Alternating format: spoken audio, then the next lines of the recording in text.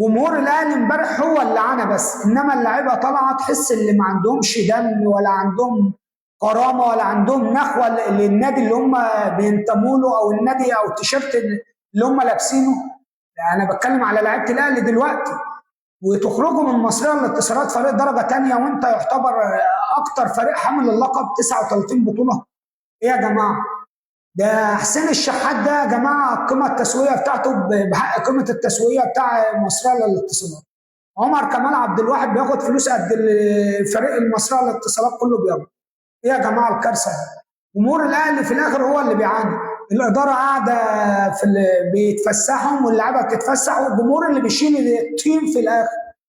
شكل ما احنا برضو النهارده انا كنت متوقع 80% الزمالك مش هيفرحنا، لكن يعني فرحنا بشق الانفس. نروح لتشكيله العقيم احمد عبد الرؤوف وتقييمات بقى.